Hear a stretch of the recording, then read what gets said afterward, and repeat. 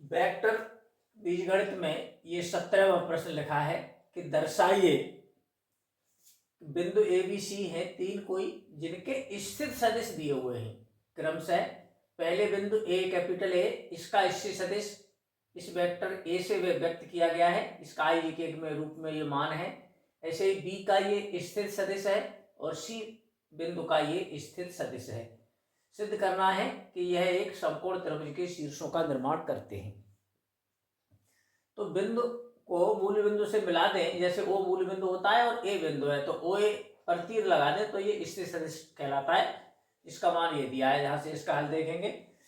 दिया हुआ है कि बिंदु ए का स्थिर सदिश, स्थिर सदिश से तात्पर्य मूल बिंदु से उस बिंदु को मिलाने से जो वेक्टर बनता है उसे स्थिर सदिश कहते हैं। और ये स्मॉल ए के बराबर दे रखा है और आई जे के में इसका ये मान है।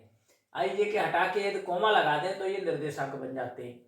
ऐसे ही बी बिंदु का स्थिर सदिश ओ बी से व्यक्त होना चाहिए और इसका मान ये बी वेक्टर दिया हुआ है, ये आई जे के में मान। इसी तरह बिंदु सी का स्थिर सदिश व्यक्त होना चाहिए उसी से, और ये दे रखा है व्यक्त करने के लिए सी से, आई जे के रूप में ये मान है। हमें सब शीर्षों ये सिद्ध करना है कि इससे समकोण त्रिभुज बनता है। तो समकोण त्रिभुज कैसे सिद्ध होगा, इसके लिए उसकी भुजाएं पता होनी चाहिए। तो भुजाओं को वेक्टर रूप में पहले निकालते हैं। त्रिभुज एबीसी की तीन भुजा होती हैं, ए बी बी सी और सी ए। वेक्टर लगा के एक एक करके निकालते हैं, फिर इनके मापांक निकालेंगे। तो ए बी, ए और बी को मिलाने वाला वेक्टर बनता है अंतिम बिंदु बी का स्थिर सदिश ओ बी माइनस पहले बिंदु ए का स्थिर सदिश। तो स्थिर सदिश घटा के ये वेक्टर बनता है, भुजा निकलेगी A B O B minus O A. ये ओ बी लिखा है, ये ओ ए है, इसमें से इसे घटाया, जैसे दो आई में से तीन आई घटे, माइनस का आई बचा, इस जे में से माइनस के जे घट के प्लस के होंगे, इतने जे बचे। इस के में से ये माइनस का चार के घट के प्लस का हो जाएगा पाँच के, तो ये ए बी वेक्टर आया। ऐसे ही बी सी होगा सी बिंदु का स्थिर सदिश ओ सी माइनस बी बिंदु का स्थिर सदिश ओ बी।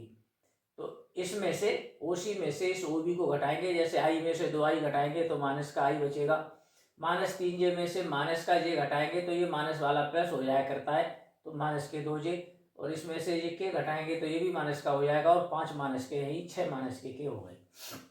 इसी तरह सी ए भुजा त्रिभुज की, तो अंतिम बिंदु इसका ए है, तो ए बिंदु का स्थिर सदिश माइनस सी बिंदु का स्थिर सदिश, तो यानी इसमें से इसे घटाए, आई में से तीन आई घटे, इस ओ में से ये ओ सी घटेगा, तीन आई में से ये घटेंगे, ये दो आई बचा, माइनस चार जे में से ये माइनस के तीन घट के प्लस हो जाया करता है, तो एक माइनस का बचेगा, और इसमें से इसे घटा के ये भी प्लस हो जाएगा तो ये बचेगा, इसमें से इसे घटाएंगे तो ये प्लस का हो जाएगा, तो ये के आपका प्लस हो जाएगा।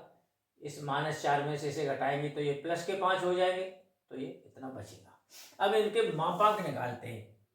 ए बी वेक्टर का मापांक मॉड जिसे कहते हैं बराबर, अंडर रूट न लगाओ तो यही स्क्वायर चढ़ा दो, बिना अंडर रूट के इसे निकालेंगे। गुणांकों का वर्ग होता है, आई का गुणांक माइनस वन का स्क्वायर, और जे का गुणांक तीन है इसका स्क्वायर, और के का गुणांक आप देख रहे हैं ये पाँच है इसका स्क्वायर, तो 25 और एक 26 और 9 जो भी हो जाए 35 हो गए अंडर रूट में। अंडर रूट तो हटा ही दिया है वर्ग करके, हम अब 35 लिखे जाएंगे बिना अंडर रूट के। ऐसे ही बीसी वेक्टर का मॉड निकालेंगे, स्क्वायर इसलिए लगा दिया है कि इधर अंडर रूट नहीं लगाना पड़े। तो ये गुणांक दिख रहे हैं, माइनस का ये और ये, माइनस वन का स्क्वायर, दो का स्क्वायर और छः का स्क्वायर, ये सब माइनस के हैं, स्क्वायर प्लस ही हो जाया करता है।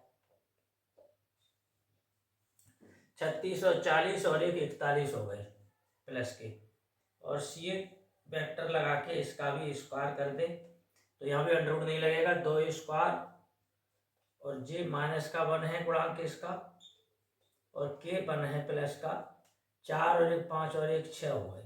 इसमें जो छोटी भुजाएं हैं, सबसे बड़ी भुजा तो 41 है, तो 41 मिलके इन दोनों का योग होना चाहिए। यहाँ देख लीजिए कौन किसके बराबर है, तो ए बी का स्क्वायर और सी ए का स्क्वायर मिलके आया है BC का स्क्वायर। अतः त्रिभुज जो होगा ABC नाम का वो समकोणीय होगा। ये हमें सिद्ध करना था। पूरा हो चुका है। धन्यवाद।